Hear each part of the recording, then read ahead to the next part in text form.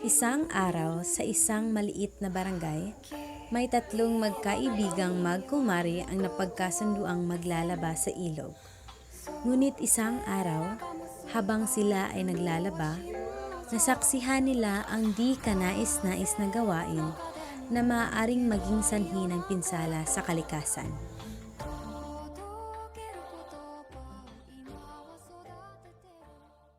May tubig ba sa bahay niyo ngayon? Wala nga eh. Ay tara, sa ilog na lang tayo maglaba. Sama ako, maliligo din ako. Tara.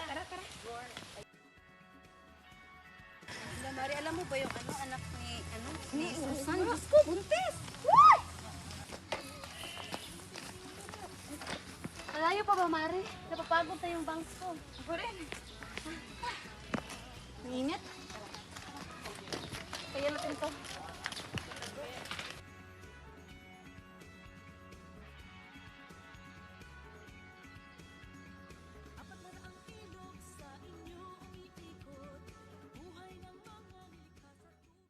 Ito na pala si Sayo Usok. Halika dito, Sayros. Say, gutom ka na ba? O ito, kainin. Sarap ng siriya natin ngayon ah. Teka, saan natin ito itatapon? Dito lang. Wala namang tao. Nakikita sa atin. Walang tao dito. Uy! Ito! Tigat! Ano to? May ted! Ano yan? Ba't ang daming basura dyan? Wala namang respeto. Isang mga lalabas ko. Saan yan galing? Hindi ko alam. Ako naman, Kaya pala umaapaw yung tubig dun. Oo nga, kasi maraming mga basura ang bumabara doon. marami kasing nagtatapon dito ng mga basura sa ilog eh. Akala nila na basurahan tong ilog, hindi naman to basurahan. Oo nga, wala man lang respeto sa kalikasan. Hindi pwede naman kailangan tao na to. Kailangan talaga natin ito may parating kay Kapitana. Oo nga, i-report natin ito kay Kapitana Rexme. Kasi ano na kayang maidudulot nito? Babahan na sa barangay natin pag hindi ito nalaman ng kapitan natin eh. Oo nga. Tapusan na muna natin. Sige, Mari. Muna ako.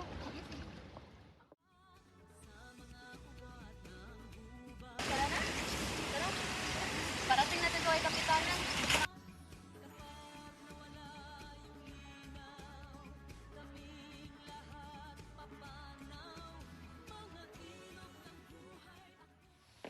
Tao po. Opo, Kap. Sino yon? Anong paglilingkod ko sa inyo?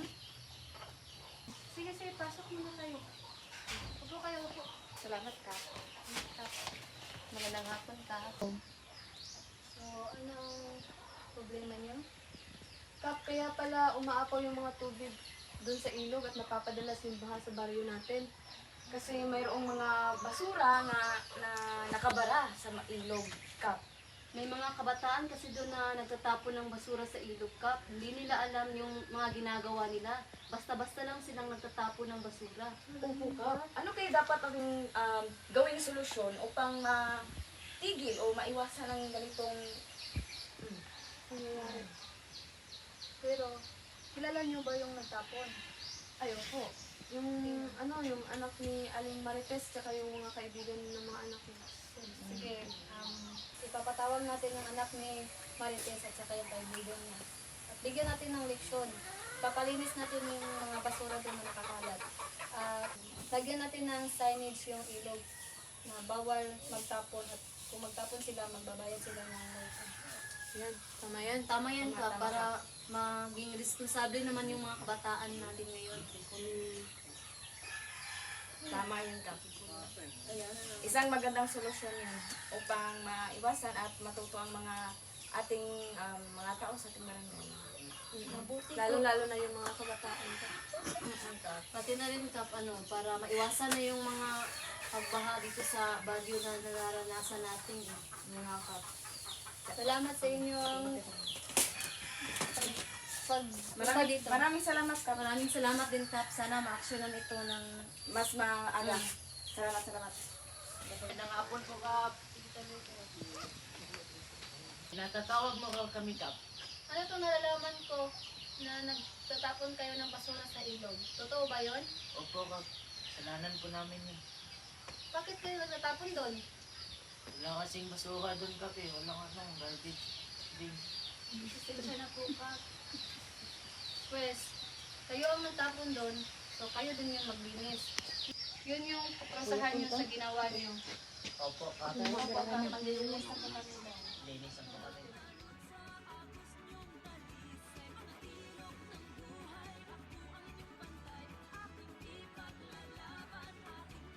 Dahil nagtatapon kayo ng basura dito, bilang pagdidisiplina, linisin nyo ang mga kalat at pulutin nyo.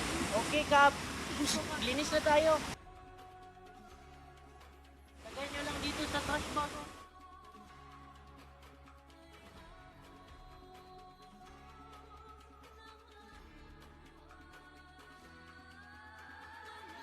Na tayo ulit sa ginawa natin.